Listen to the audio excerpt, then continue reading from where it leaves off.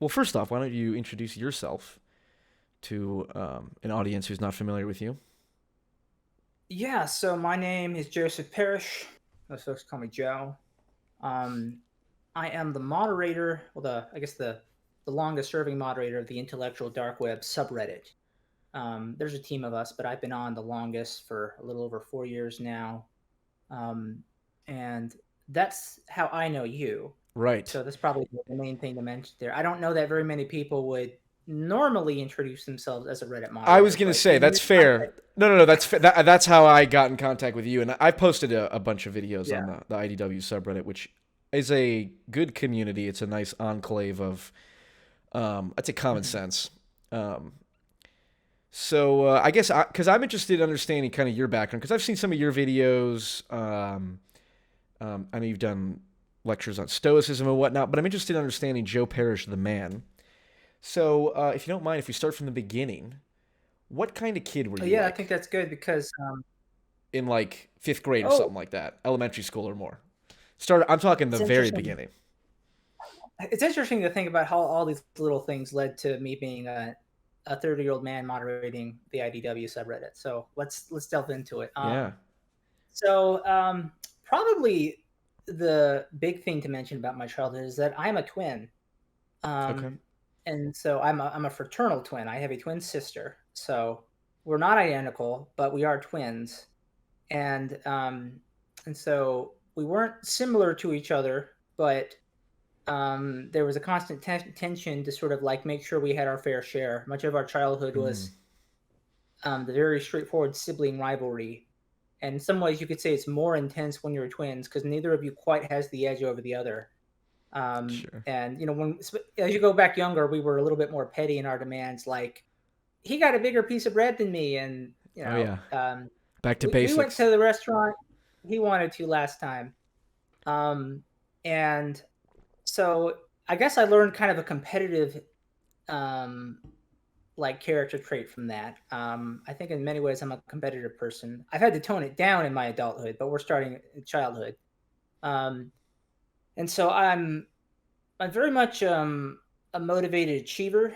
I got a lot of good grades in school. I pretty much only got A's, and I was very unsatisfied with worse grades than that. So didn't get a lot of B's. Were you I personally think in all my unsatisfied, or were your parents unsatisfied with it, or was it a self drive?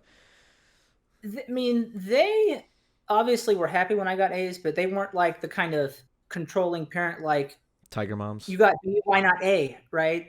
I wanted that. It was something intrinsic in me, and this is something that uh, I think probably explains a lot about me. Is that um, I sort of like was like I remember thinking in like like fifth grade, I'm like um, I need to get A's so that I can go to a good college, like University of North Carolina. You can see Chapel my Hill. diploma Yep. back there. What'd you Because major in, by that's the one of way? the political science. So impressive university, not an impressive degree. Um, and It averages out. but here in North Carolina, when you're being raised and your teachers and your counselors and just any adult in your communities talking about future, to a kid, they say you want to go to a good college, and usually the main two that get you the most praise if you get into them here in North Carolina is Duke or Carolina. So I went to Carolina. Yep. So, but here's the thing, as a fifth grader, I sort of just had the resolve and the sense of the long view Mm. that I needed to work on that for that payoff. And there were some good things about it. I do have some mixed feelings about my experiences there, but Sure. Well, um, fifth grade is I definitely could, that's an early time to be thinking that far ahead. yeah, I'm like 10 or 11, and um, eh, there were some kids their senior year weren't thinking about where they wanted to go for college. Mm. Um, and so to me at the time it's common sense. Like, why wouldn't you um, commit to that and give it your all? And so I was always known as a smart kid pretty much throughout all my school years, throughout elementary school, middle school, high school. Most people thought I was the smartest kid in the class. um, so I wasn't the most popular necessarily because sometimes your classmates respect that in you, sometimes they're envious, sometimes they're fearful that you look down on them.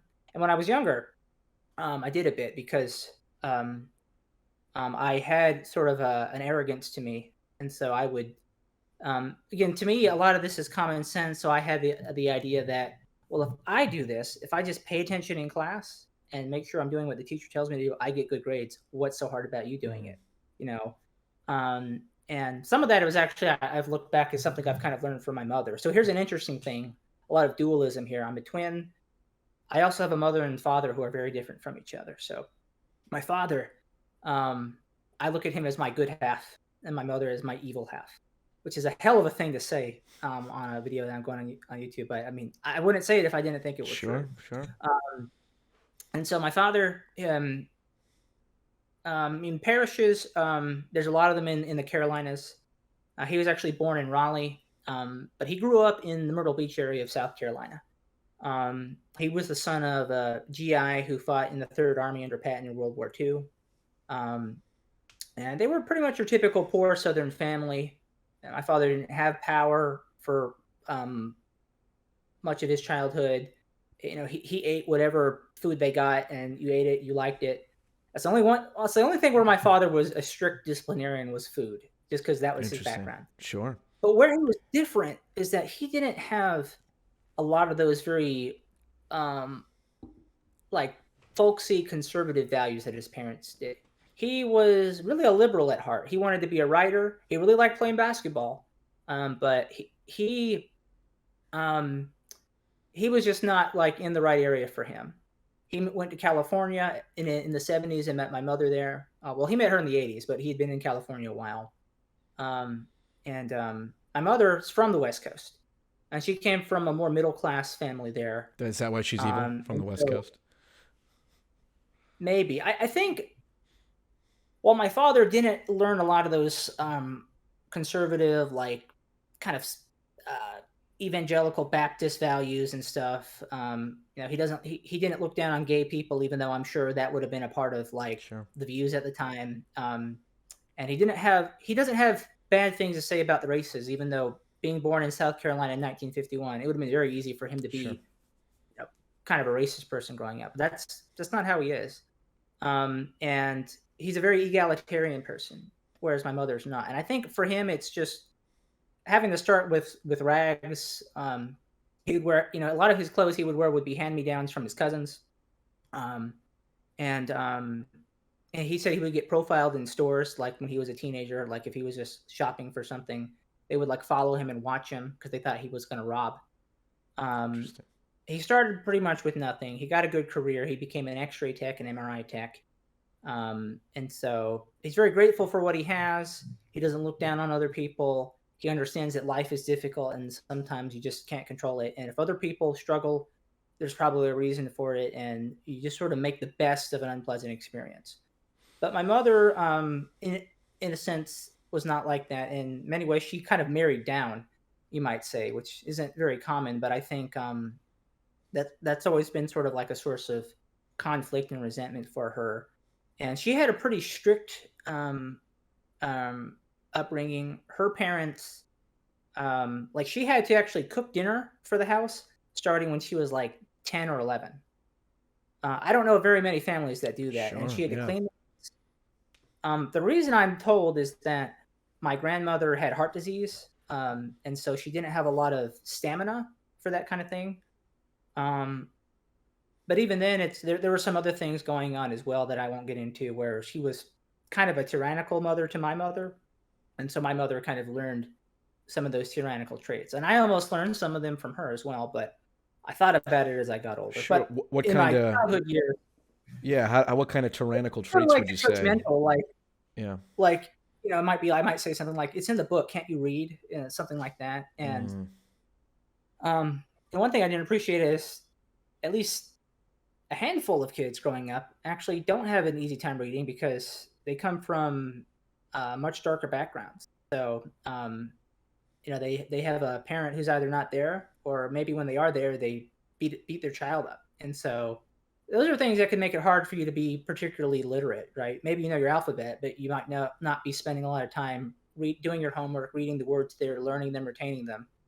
Um, and there's, you know, a gradation of things that can happen. So sure. Well, um, I would just say, I the intellectual arrogance is something that I definitely had, like in high school or something like that. But my whole thought Mhm. was, oh, I'm smart, and so I'm going to pay attention to things like politics because politics is more important than things like sports, and therefore I'm a better person because I pay attention to these Yeah. important things while everyone else is off, wasting their time or And, whatnot. and I had some of that mindset as well. And it's I kind of shook the habit very slowly starting in my teen years. Like in middle school, I started to realize what good is being an asshole doing me? And I started to it took a long process. I would say it took about a full decade for me to really shake the habit. I put my foot in my mouth plenty of times before I shook it Sure. off completely. But I started to improve it. I started not to correct people as much. But fundamentally, I think the big difference that you could like if you wanted to throw on a big light and see what kind of shadows my parents would cast. I think a good example is if something fell over and spilled or broke, my father would say, "Okay, let's get it cleaned up," but my mother would look for somebody to blame for it. And so it's just a very different. It kind of explains how they operate. My father's focused on solutions. My mother's focused on accusing someone, especially getting the blame off of her. And Interesting. some of that was just how Sure. she was brought up. She would get blamed for things, so she learned, I think, as a sort of a survivor mechanism or something Sure. So, in her so health. what is your relationship to your parents today now? So to this day, I'm not on speaking terms with my mother. I stopped speaking to her in 2017, so it's been about 5.5 years. I'm Was still there on good terms with something my father. was there something that catalyzed that in particular? It was just the gradual realization of there was no relationship there and no trust. And it got to the point where it was almost impossible to have a normal conversation with her where she just wasn't doing something crazy or intolerable. And I just said, on her best days, she's obnoxious. On her worst days, she's evil. What is the point in continuing this? I don't see it. And um, not all members of my family are perfect, but I can't say that about any other member of my family. So that's Sure. why I made the decision. And, it certainly helped. So going forward, yeah, as we get into middle school, I think this is another important moment. So, um, George W. Bush is president, and this is when the Iraq War is happening. 2003, 2004, 2000, and 2004 and 5 is when it really started to become controversial when people started to realize there was something up. I mainly became aware of it when I saw that documentary Fahrenheit 9/11 by Michael Moore. Now it's interesting because I think in the IDW today, Michael Moore might be kind of a divisive figure because I think he's more partisan now than he was quite at the time. I mean, he's always been kind of liberal left, but I think It's always been he was more the guy anti-establishment, who could right? really understand the other side. Yeah, well, he was more the guy who could understand the other side. Like he was more like the Michael Moore behind Roger and Me um, than what I'm you not see familiar. today. I think it was his first like breakthrough documentary, and was is basically um, he was taking on like the big auto companies for um, basically abandoning the Rust Belt. So like, he was able to play more to those working class sentiments of it. Anyway, Sure. that was a documentary about the war. And up to that point, because I had been so good in school and I really thought science was interesting, I'm like, I want to be a scientist. I want to be an astronomer. I thought, space and the stars was the way to go. But in the eighth grade, when I saw that documentary, um, I thought, it, like I looked at it and I said, this is 9/11 was an basically like inside the job. same. No, I'm just kidding. Well, I wasn't thinking that, but I was thinking that Iraq was a very similar mistake to the Vietnam War. Mm, Only it wasn't in the history, like in the past, like something that and stupid mistakes happened in the past when we were more primitive. It's happening today, and I just thought this is a direct result of how much we pay attention or don't pay attention, who we choose as leaders. sure. I think one of the things that's important is that we elected Bush to be president in 2000. Let's look aside the matter about how people contest Florida. He was still Sure. close enough that even if Florida was foul play, he was still close enough that like enough Americans felt good enough about him, right, for Sure. that to matter. So I think that's important. I think it's also important in 2016 with what happened there. But um,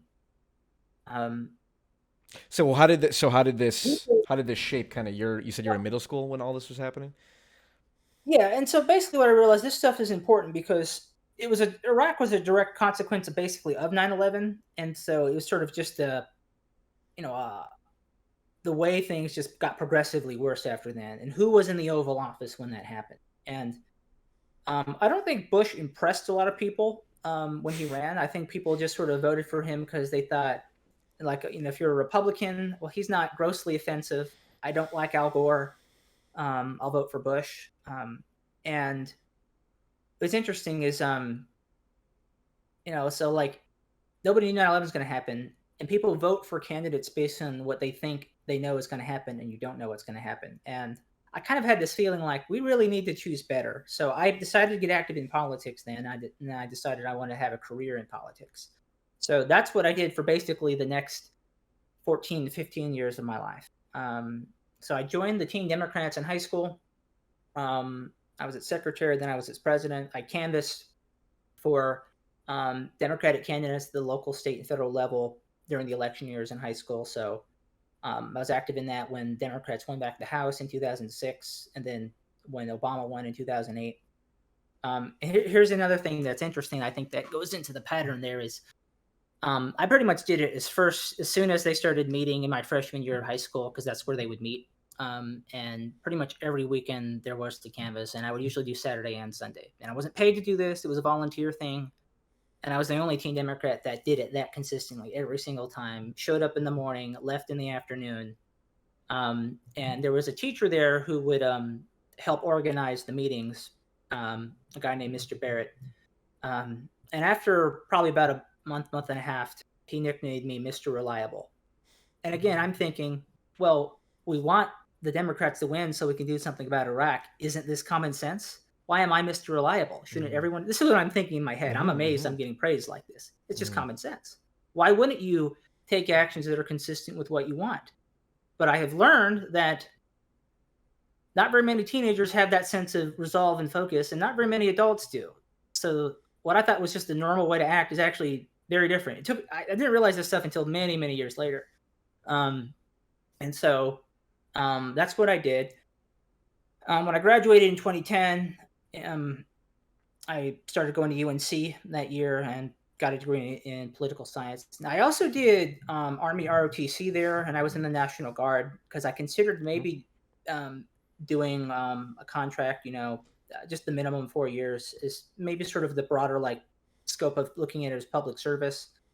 I ultimately changed my mind on that after the Edward Snowden leaks happened, and Mm-hmm. it was already, and of course, I already had sort of, I was never all in on it either because the way the Iraq War had gone, and I think the Sure. way Yeah, Afghanistan you wouldn't had want to been join the crumbled. military after spending all the time trying to Yeah, prevent so it's another like, Iraq, right?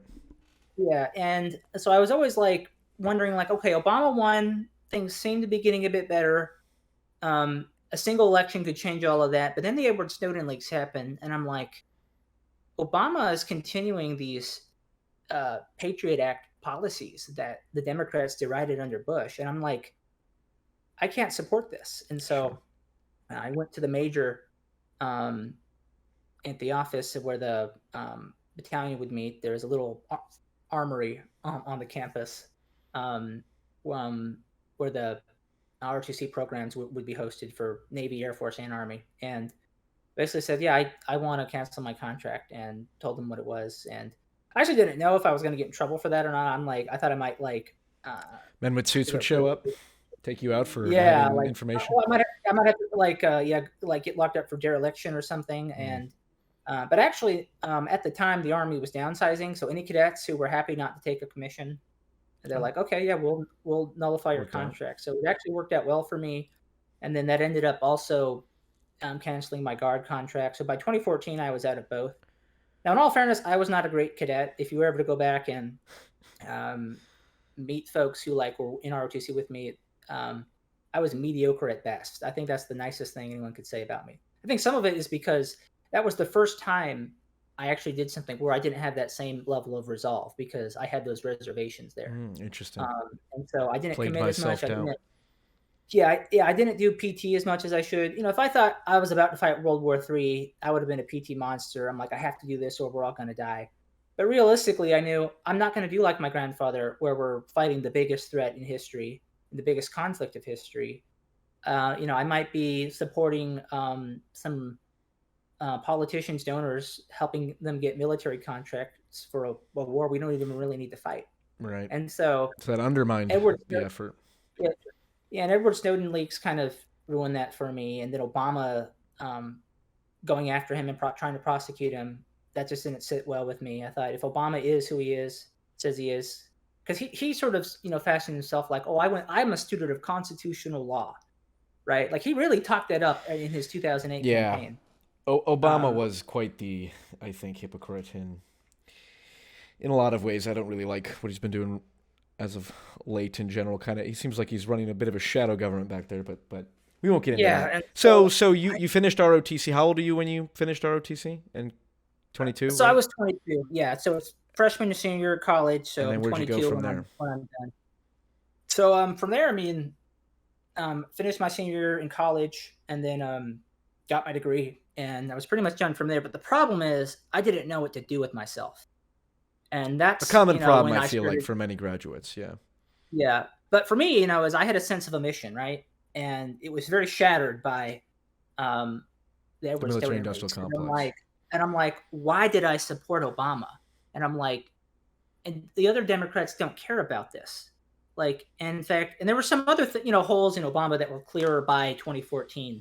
Um, that I just thought, how does nobody care about this? And I was beginning to see the effect of the Citizens United decision by the Supreme Court on the behavior of the party. It was becoming more corporatist. And every election cycle, it's a new record for the amount of funds raised and spent. And I just thought, this is the future of the party. And I really became hopeless. And for the next 2 years, I didn't really do much of anything.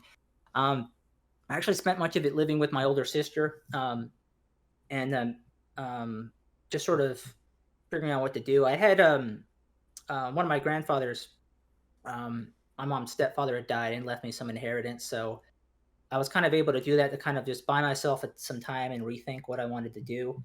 But yeah, I was like, What were you when doing on Jordan a Peterson, day-to-day basis? I mean, I was just kind of sitting around at home and like online, and I'm like, Video I games? don't know, video games. And it's just like what That Jordan was Peterson that says was about my young vice. men who don't know what they're doing and they start to sink into nihilism. That was Oh yeah. me. I got to be about the heaviest I was for the next few years. Like I was about 190 pounds, 108, 190, probably from then to about 2018. Um, and one thing did change in 2016, though. Well, two things, I guess, but they were closely related. Is one, Bernie Sanders ran in the primary, and when I Comrade noticed that Sanders. yeah, when he was polling well in 2015, he was the only one talking about the corruption of big money in the Democratic Party and wanting to take that on. And I thought, this is our chance. So I got interested in that. And then they also needed somebody to run for the State House of Representatives in the district where my hometown is. So I decided to run for that as well because no other Nice. Democrat would run. Um, and there was a Republican incumbent who had just been elected in 2014 there, so I figured I'd give it a shot. It didn't go particularly well though because I did learn that unless you're willing to just take a lot of money from people that you don't want to take money from, you can't really run a campaign too well and get out and expose yourself to candidates very well, even if it's kind of a small local race. I mean, you do need a budget to um, print literature for your campaign, maybe to hire a couple TV people to ad help knock doors space. with Yep. you. Yeah, and then some of it, of course, is if you're a young guy, and even if you're smart and you have work ethic, people don't necessarily know that about you just because you say it, right? I mean, I know that. The Sure. handful of people who do know me know that, right? I mean, the guy who called me Mr. Reliable knew that, but most people aren't going to know that. Yeah, And it's that's an interesting point. Marketing, because on YouTube there's a big this is relating my YouTube experience to your political office.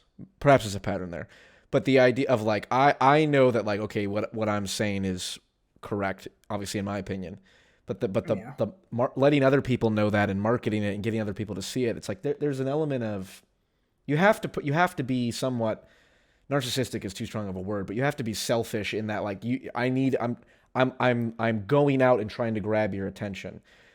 Whereas, the ideal, the more artistic kind of perspective is I want people to be attracted to it by its own merits or something, whether it's a message or a video or the character of someone. But there is an element of practical, cynical. I need to go out and grab attention, and a lot of that's Yeah. financially limited. Yeah, and then another thing that probably didn't help was, so I don't have the money. There are some Democrats who might still want to help me for free because that district was considered a swing district to maybe break the supermajority of the Republican Party in the North Carolina House. Basically, it was the case that we had a Republican governor at that time, although we now have a Democrat since that election. He won in 2016 and won re-election in 2020. But the problem there was, even if a Democrat could win the gubernatorial seat, the Republicans had a 2/3 majority in both houses, and so they could override his veto. And so finding some districts to flip to break the supermajority so that our governor would have some veto power and thus some bargaining power was important there. But the folks who might have wanted to help me for free for like that reason mostly decided not to, because I was openly critical of Hillary Clinton, and sometimes I Oh, was not polite.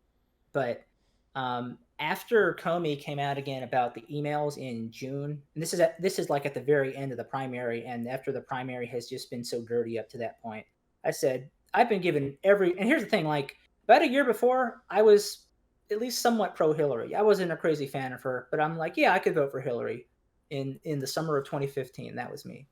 But by the summer of 2016, she had done just about everything she could to convince me not to vote for her. Yeah, it's amazing to me.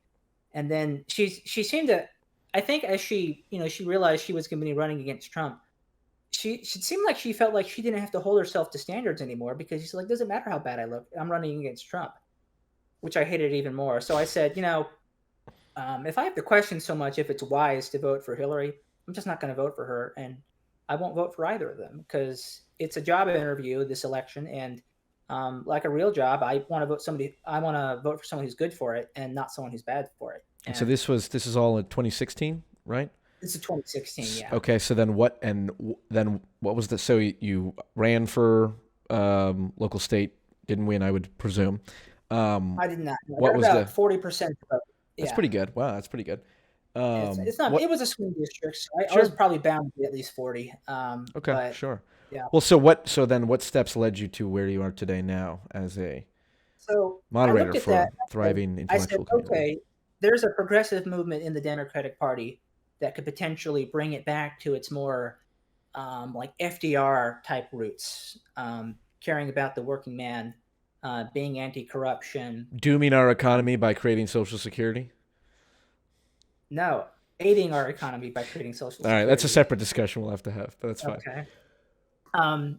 But um, I looked at sort of what the situation was, and I said, okay, if this is if I'm a Democrat, and if this is the kind of Democrat I am, my hometown's not going to vote for me. It doesn't matter if it's my hometown and the other guy's from Mississippi; they're not going to vote for me. They're going to vote for him.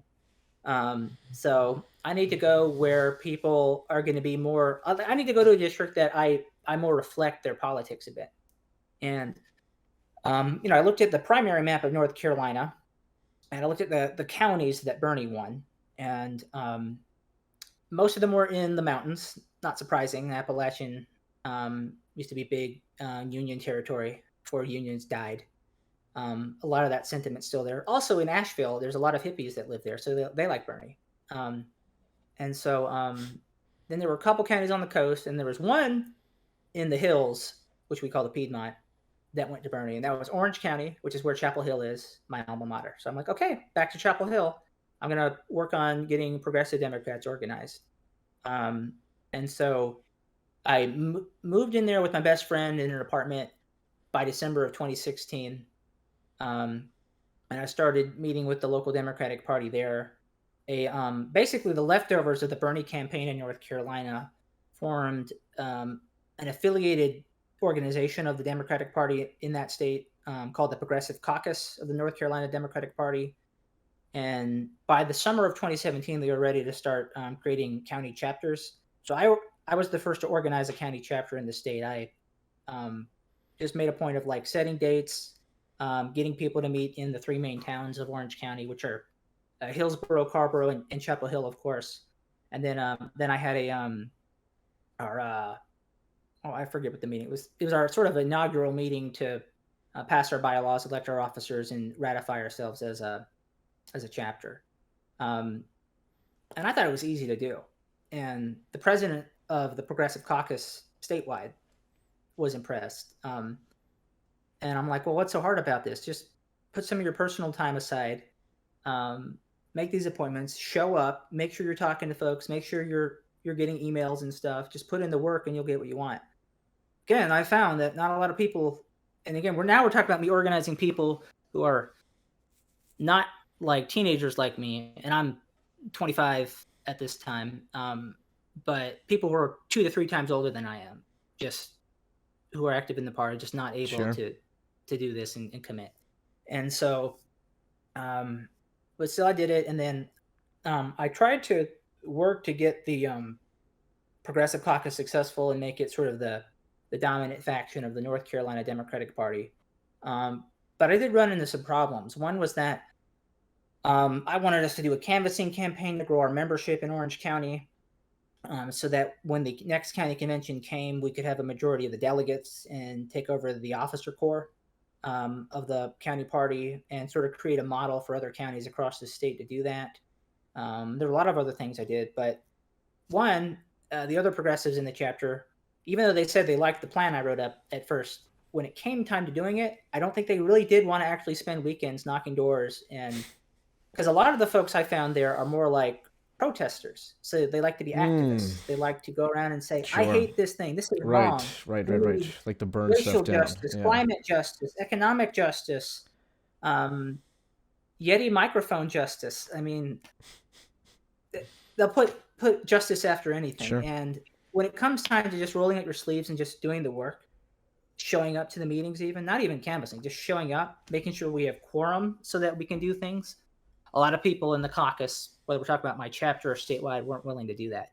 Another thing too is, again, sometimes um, I could say things that were, um, again, I was critical of the corporatist Hillary half of the party, and I didn't make a secret of it. And I also didn't hide the fact that, we're trying to win control of the party from that faction. Which again, to me, is like, why else would you have a progressive caucus? But a lot of the other folks were just not willing to be as conflicting. They're like, we want to cooperate. I think we should try to collaborate with the other people in the Democratic Party. And I'm just thinking, if they wanted to collaborate with us, why did the 2016 primary go like it did? Why did they do us dirty? Sure. They're not going to collaborate with us. Um, so So how did um, how specifically did you end up as the moderator for that? When did your involvement with we're the very close. IDW subreddit begin? We're very close. So this happens by 2018. And another thing that I started to see was setting back the progressive movement was wokeness. Was getting out of the college campuses and getting into normal life. Now it's everywhere, and I started to see how it was undermining the progressives. If like so, like basically like people who are critical of Hillary Clinton were accused of being like entitled white men. That was something that was used against Bernie a bit, but it had continued on like that. And um, what I ended up doing is I resigned my position as president of the Orange County chapter of the Progressive Democrats, and I worked on a couple candidate campaigns that year. One was for a state senator in Raleigh in the primary. And it was a blue district, so the primary was the real race. He ended up winning. That actually didn't go well because I was talking with some of our campaign hands, and we were talking just sort of about life, America, the way things are in our society, and we're talking about like I remember we were talking about like redlining and how it was used for like discrimination, and I was saying like how and we're talking about how like that goes on to this day. And there was this one woman kind of to the side who wasn't really in the conversation, and I'm not sure how clearly she was paying attention because I don't think she really heard everything. but she thought I was saying like basically that black people are like uh, poor and dumb or whatever, um, which is why redlining works or whatever, which wasn't what I was saying. And so she complained about me to the campaign manager, and even though she misheard, like he wasn't about to argue with her, so I kind of like got put on like on solo jobs for the rest of the campaign, just away from everyone else. Interesting. I didn't like how that was handled. And then I just was seeing it generally in the party. So I sort of came face to face with it. And I just sort of thought, how can I help people who don't trust me just because of how I look? Like, Trump's a white man. Okay, I'm a white man. What, you can't get Trump, so you're going to get to me? You I go just, how anonymous can and I go help people online. who, as soon as they see me, do not trust me? So I started to involve myself less and less in the Democratic Party. And then I start seeing all these figures in the IDW talking some common sense. Folks like Sam Harris, Jordan Peterson, Eric Weinstein. I'm going down the Who normal are you the list here. biggest IDW fan of? Is it Sam Harris? Um, at the time, I think I liked the three I mentioned about equally. I think Sam Harris has shown he has the most consistency since then, so I'm probably bigger on Sam than Consistently foolish, yeah. perhaps. Ha ha ha. Yes, and I remember your That's video I on know. him, but That's a separate discussion. But um, yes, I also think the IDW is really more of a concept than it is an exclusive like I agree. I list or whatever. there's no But there's no club. IDW just if refers we're to talking about like the a founding way of fathers of thinking. the IDW, if we want to put it like that, I really like those three, but Sam I think has held my interest better. So I started posting in the subreddit, and I did a post at one point saying like, I'm a progressive who is a big fan of the IDW. Ask me anything. Um, and then I said I will do a YouTube video on it, and then I'll respond to each of those. So I did that, and it went pretty well. Got a lot of upvotes. And if you actually watch that video, the office where I am is the office that I was working on a congressional campaign for the general election that time. It was the office we had rented. I was working there for the day, but I didn't have anything to do for that period of the day until our activities that were planned. So I just sort of used it to record that one off. The creator of the subreddit, a guy named Dave and Friends, he's not Dave Rubin. People asked him that, but it was not Dave Rubin. He noticed it, and it just stood out to him that someone would be announce themselves as a progressive and have nice things to say and talk in good faith in the IDW. That stood out to him. Most people in the history of the subreddit who identify themselves as progressive don't do that. They do the opposite rather often.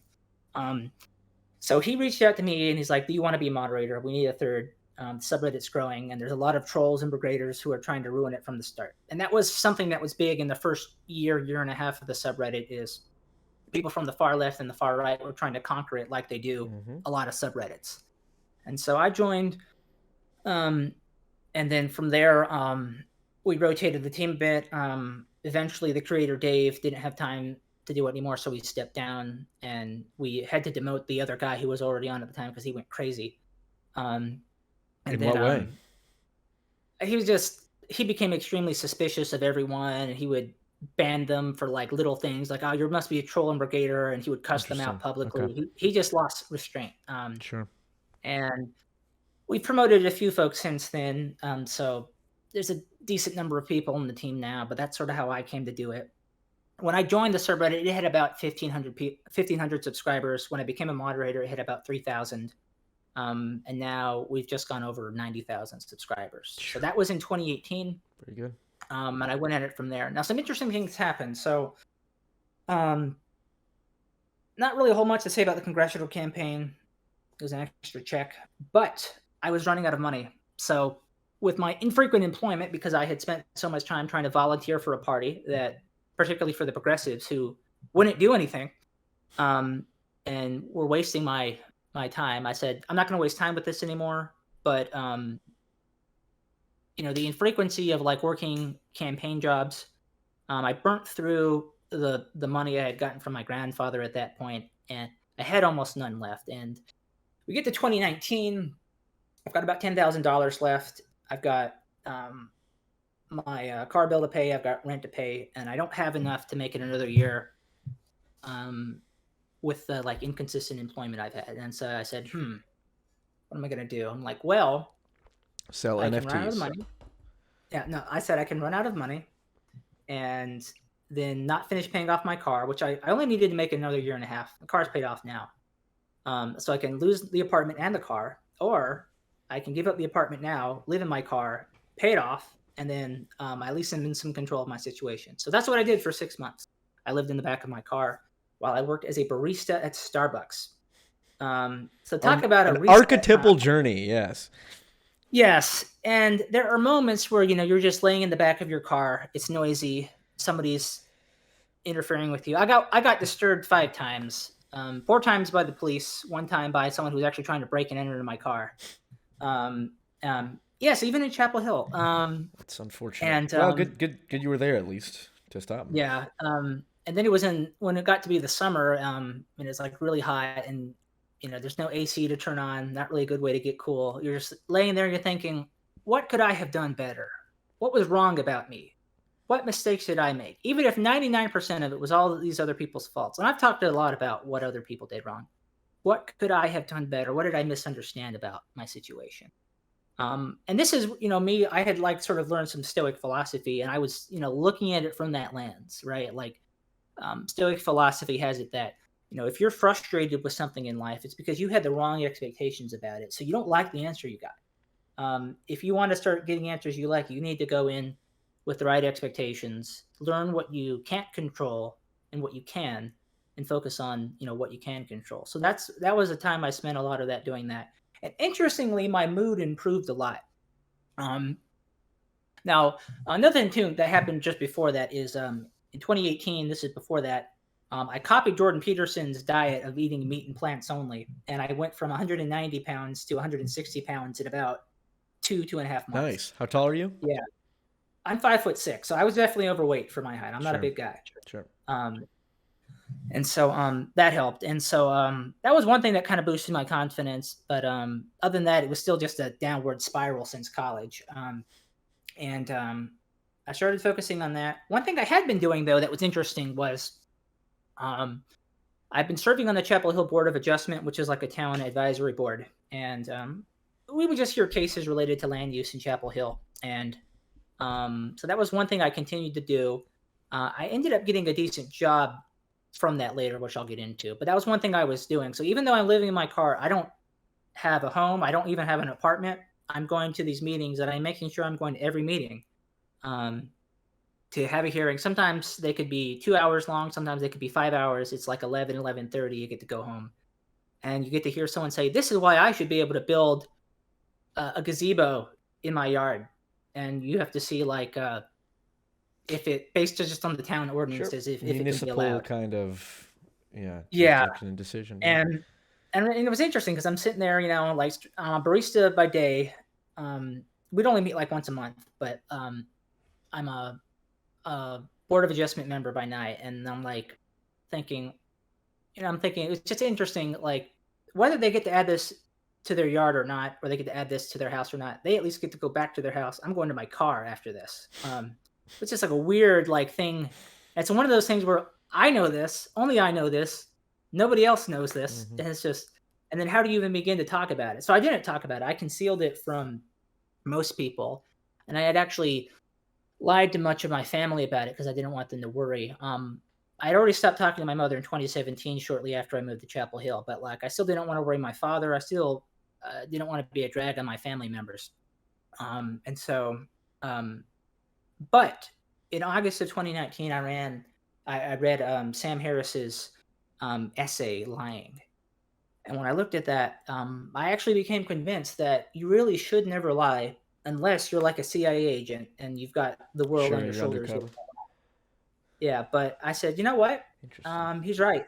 By lying to people about my situation like this, particularly the people close to me, I'm denying them the opportunity to make whatever decision they want to make with the correct information. So Interesting. What's this essay? The essay's called "Lying" by Sam Harris. lying, yeah, it's like Interesting. you could probably read it in about maybe 30 minutes to an It hour. It's not seems super like long. very much alignment with Jordan Peterson. Yeah, tell the truth or at least don't lie. Exactly. But Jordan Peterson will say, well, everyone lies sometimes, but Sam Harris very serious when he says, I don't lie. part of what he does, though, is he puts himself in situations where he doesn't need to lie. So a good way to do that is it takes you out of those situations. And in some ways, that's consistent, I think, with the Stoic philosophy is if you don't want to be a liar, one great way to do that is don't put yourself in situations where you're likely to have to lie to cover Sure. yourself up. So Right. Don't put there's a lot of yourself in, yeah, around yeah, people who you don't like or something and need to conceal your true attitude about with. Yeah. that's right. Yeah, so I drove to my older sister's house because I'd still been sort of seeing her semi frequently just to check in with her and just making her think I was staying with a friend on his couch. And I basically said, "Look, Melissa, I've been lying to you. I'm not staying with my friend. I'm living in my car. I'm basically homeless, and I only concealed it because I didn't want you guys to be scared." And she was like, "Oh my God, Joe, you can't do that." She was like, she didn't really like flip out at me, but she was like, she was a bit shocked. Um, and she's like, "That's not safe, you know. You could have just asked for my help." And she says, "I'm not happy that you lied, but I'm glad that you told me the truth, and now I Mm. feel like I can still trust you. Especially because you're not normally a liar." I think that's another reason why the essay was maybe convincing to me is I already had a very strong inclination against lying, um, and so I didn't do it much, and then sort of just kind of that helped sort of purge the rest of the lying out of me. So it's not something I do anymore. Sure. Um, And I know, and and I know, so I just stayed with her. FYI, Joe, we got about 10 minutes, but I am curious to Okay. know where, you know, right Yeah. now, whatever today's date is, how you ended up in that chair from where Okay. you Yeah. are after So that. it's 2019. So I stayed with her for about another 6 months, and then I got another job at a law firm through someone I knew on the board of adjustment, and just showing up to every one of those meetings certainly paid off because they felt good enough to at least give me an interview. And that was in 2020. I did that for a couple years, and then I stopped in February. And now I have another job. I will not say who my employer is because that would be unwise, but I work Good in idea. finance now. And that's where I am today. During that time, I also created the Intellectual Dark Web Discord server in 2020 as sort of like an alternate platform from the subreddit in case the subreddit got nuked. Um, and that's linked on the side of the subreddit. Um, and so that's where I am today. Oh, and here's another thing. As a few weeks ago, I um, updated my voter registration to remove my membership in the Democratic Party and become an independent. So There I've we go. finally pulled out, and I'm no longer A, active tr- in the Democratic Party, nor am I a Democrat. a true member of the intellectual dark web. Very cool. Yeah. Well, I appreciate it. We got some time left. I guess out of curiosity, because you've seen some of my videos, I know we've got some disagreements. Maybe we can Mhm. banter a bit back. Any videos of mine in particular that you? I know we've talked about the Sam Harris thing. Anything else that you've taken issue with at all that you think I'm missing the I mark looked on? at I looked at a lot of your videos just to make sure I was prepared for this. For the most part, I actually think you do a pretty good takedown of things. Um, you apply nuance and the principle of charity. It's a very IDW principled channel, if I do say so. Yeah, I mean, Interesting. The I kind first of view one it I as saw, IDW philosophy essentially. Like you said, it's not a club. It's just like a way of thinking. You know. yeah, and what's interesting is the first one I saw was the one where I maybe saw was an error, and I think it rested on one thing, the one you where you talked about it was about Sam Harris, but it was the one called like why are intellectuals afraid of debate? And Sam Harris talked about the same reason I won't bring Brett and Heather on my podcast to Is why you want to discuss have Alex COVID. Jones on or a 9/11 Yeah, truther, right? yeah, and I think it depends on what you think Sam Harris means. He sort of upset a lot of other people more recently when he appeared on Trigonometry, Yeah, that was and I you. think That was pretty bad, right? When Sam Harris said Hunter Biden could literally have dead children in his basement and it wouldn't make a difference in terms of who he's voting for. That's pretty rough, right? yeah, I mean that's not me because I mean I was upset about Hillary's emails, so I That's fair. certainly I certainly know that like I'm not going to vote for Biden, and I didn't. That's fair. But even though I don't think Trump is any good, I still didn't because I'm like I have to actually believe in the candidate if I'm going to vote for That's them. fair. But So, I think with but Sam, okay, go ahead. yeah, with Sam, I think depending on how familiar you are with him, that can affect what you sort of know about what he's saying and what you can kind of Sure. glean from it. So like I know that Sam is actually good friends with Brett and Heather. And when he says like things like people can start fires faster than I can put them out, this is why I don't bring certain people on my podcast. I don't think he was meaning it to say like Brett and Heather are malicious and they're trying to deceive, but he might be worried that they'll just say things that are either untrue or not verified true that people will then take as fact. And if you're not prepared to um, immediately refute it perfectly, it looks like you're just wrong because that's the framing of it. And I kind of get that with Sam, and I can kind of get why he wouldn't want to be in that situation in general. Now, with if you compare them to like Alex Jones, it kind of makes it seem like he is putting malicious intent to them. But I think Right. his point was that whether you're malicious or you're just careless, I don't want my podcast to be something where I have to worry about Sure. putting those. Well, I just think it's So. interesting because, you know, I followed Brett and Heather, for a while, and it was Mhm. because of them that I did not get the mRNA. What would you call it? Interesting. The mRNA procedure, let's say. I got the Johnson& Okay. Johnson adenovirus one, which now in hindsight seems like it was a very good decision given the increasingly strange amount of evidence of side effects of said mRNA medical procedures. Mhm. So I guess that's my issue with Sam. It's just like I'm a believer in truth. Like let conversation go, and no one should be putting guardrails around conversations. You should let people speak, and you have to trust that people, the viewers, in the long run, will ultimately be able to come to the conclusion because truth is not just a propositional concept; it's an embodied concept, and people will gravitate towards people who speak truth unconsciously rather than let me evaluate their propositions and make a decision there. And I don't think Sam seems to As have a as as much faith a, in as a that. moderator on the subreddit, I have to take the opposite stance. Part of the That's nature of my fair. role is I have to put up walls. I have to No, that's censor fair. people. I Yeah, yeah, have yeah, to yeah. limit. No, that's interesting, And and that's a good point. Yeah, it's important in context. So free speech is a value that still is held by the moderators in the IDW subreddit, but it's just not an exclusive value because we look at the subreddit as like a finite resource where free speech can happen. And so um, what kind of speech do we limit so that there's as much rich dialogue as possible that doesn't censor people for opinions, but maybe censors them for being a stick in the mud, for yeah, example. exactly. If someone, I mean, it's the Um, same principle of like if someone shows up to an event with an air horn, like, well, their air horn is a mhm. type of speech. It's like, well, not really. And if in you have to draw somewhat arbitrary judicious lines. Yeah, and So I get so that. That makes sense. there's a lot of people who, even if like they might just be doing schizo ranting, and what's the problem with schizo ranting? But um, sometimes those posts just have a way of snowballing into something terrible. It creates a lot of bad blood in the subreddit that then carries over into different conversations. So there's this weird social aspect to it that you have to take into account. And I found that like when we just got stricter on some things, certain problems just went away and the quality of conversation went up. And sometimes it was overnight. Like when we started banning people for a first strike instead of just giving a warning, I guess making the ban the strike, nowadays it's a 7-day strike.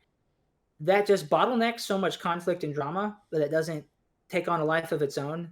And then people just stick to the discussion better. And then they're actually saying more what they think and not like trying to read other people's minds and play games and Sure, stuff like that. It's a weird that thing makes sense. where we actually get people to say what their real opinion is if we do it like that. Right, Whereas otherwise, it's name calling, and they're not right. really discussing what they believe. Because truth needs to win out at the end of the day.